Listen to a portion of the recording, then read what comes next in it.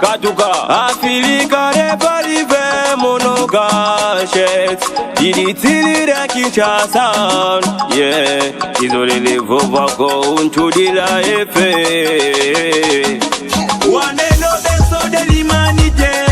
Mbodo ya made. Nani alobaki ke kimpese babina kambonda te. Tala mokolo ya jeudi na tongo équipe ya mbonda ekitaki na kimpese wapi oyo a partir ya 10h ba étudiant ya université protestante na mokuse IPK ba decidaki kokanga bakuluna na babase na bango. Mama na likambo ezalaki ete bakuluna ya camp Onatra na kimpese bango bayebaki kobeta kozokisa pe kobotola ba telefone pe mbongo ya moko ya ba étudiant na kombo ya Patrick oyo azali na faculté ya médecine. Komona ete moko ya ba étudiant ayebaki kozwa likama ba étudiant balobaki trop c'est trop. Bango bataki na cité ya Kimpese kobeta pe kokanga bakuluna na babase na bango. Kasi boyoka ndenge vice-président pe chargé ya communication ya ba étudiant pena étudiant mosusu ndenge babeti mbonda pe etosi. Ceux qui vont étudier et là on a rappelé les étudiants batomboka kaka pambate balamuki na tongo balamoko babande ko sala ba des autres ko nyo sala ni. Non, les étudiants tozalaki chauffer les matins, tozalaki excité parce que moko na biso ya ba étudiant qui est un étudiant régulier na faculté de médecine du nom de Patrick, étudiant Patrick Nyantama, yendem to azalaki agressé, je dis bien agressé, je souligne, na 5h du matin, il y a journée à lobby où elle est kaki. Azalaki agressé tout près na terrain à tourbillon, ba agressé qui est et puis ba preuve ezali. Donc tu es journaliste, tu peux passer na hôpital Seko, il y a IP base, il y a opération au Salamaki lobby.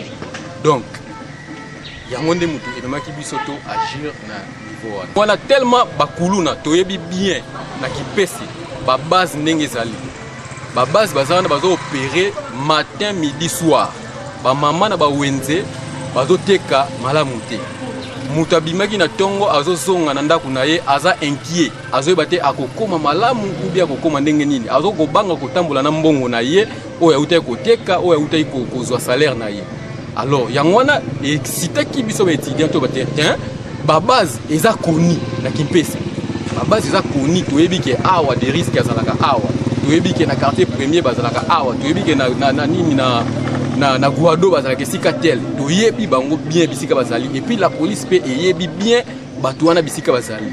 Alors yangwana du fait que ba touchaki moko na biso yangwana on s'est permis ya kokende ko détériorer ko bebisa ba base wana ko bebisa ba base wana. Donc toza wana te poto sala musala la police, toza wana te pona to semer ba désordre na cité ya Kimpese, mais toza né justement pour protéger notre cité, pour protéger parce que IPK ezali l'une des institutions na ville ya na cité ya Kimpese, l'une des institutions. Alors toutes les institutions, ba église, ba école, hôpitaux, il faut tout vivre dans le calme, dans la quiétude. Donc, tu as dit que non, tu as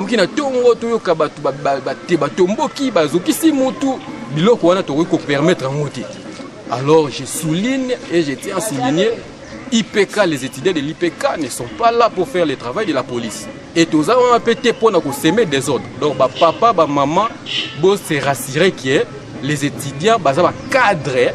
Il y a lobby et puis déjà je me corrige, nous allons déjà cadre parce que par entre biso il y a des ceux qui travaillent.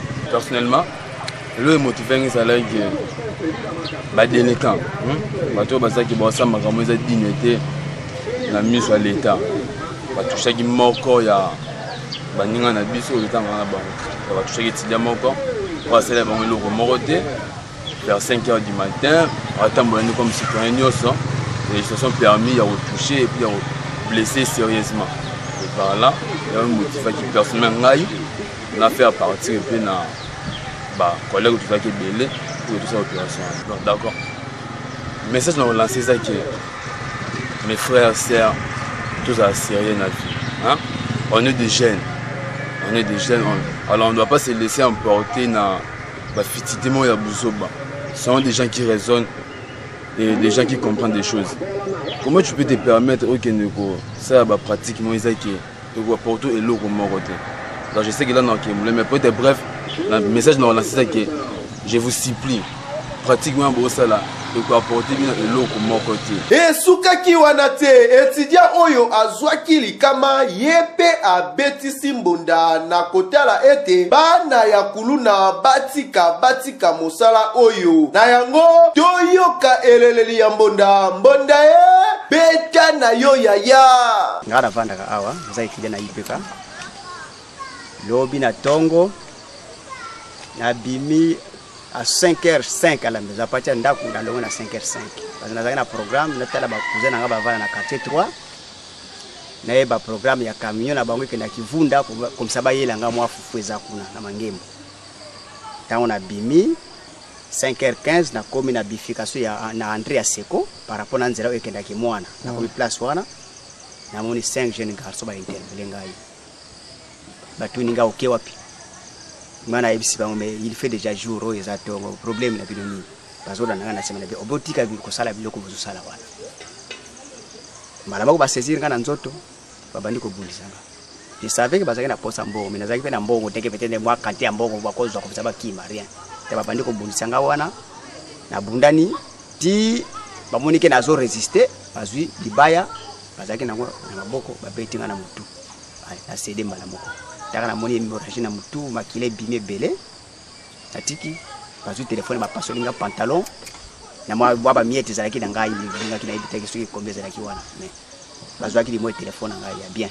Bakina kina bakima kina tangu tolobaka boba ele kuluna basusu bakanisaka toza bafiti kasi botala ndenge bandeko babetami mokolo ya jeudi elongi kutu mwaye toyeba mwasi wana bala ina mwana oyo oyo tozali na mwasi tokendela mosuli jali tokelo na dongo eyo kabodi kolango bana bazoganga konela bana basovali motema ebeti na zongi ena zongi niwazebisanga ino mwana na yo flori ake nga natikaki bango awa nolambola baleki na revo bakende classe olinga makele yango yango na olinga awa te mwana na wana kimi oza na posa na revo te tozwi ete toza posa yo papa ake botikanga sali nyonso bazali na posa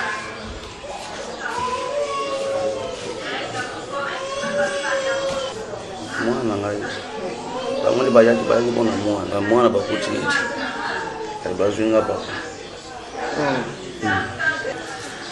nayebi kutu te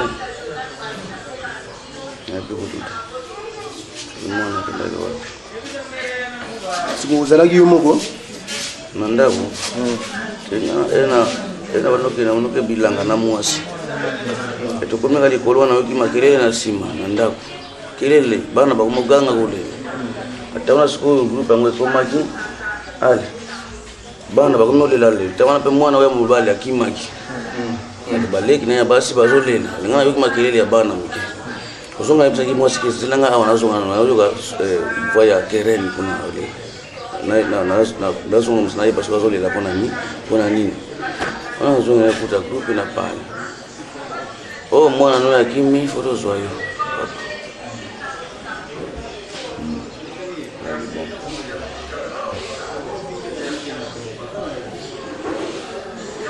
après kasanga bango nyonso basalaki obeta ngai kobambanga banzete tu nyonso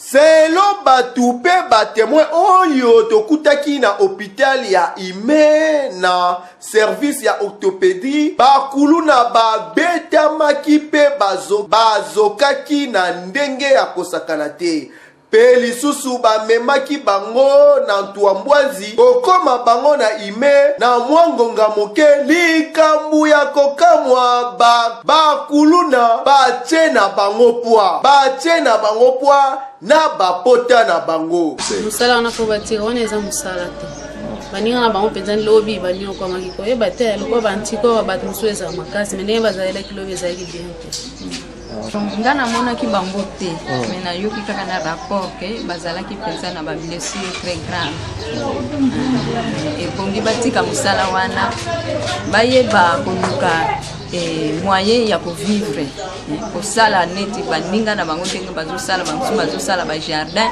bamosusu bazosala bilanga bamosusu bazotanga fo bango mpe bayeba kosala mosala mbonda ebeti kuluna yo okokende wapi Katuka Afilika reparive monogachet Iditilira Kinshasa Yeah Izolele vovako untudila efe Wanelo beso de limani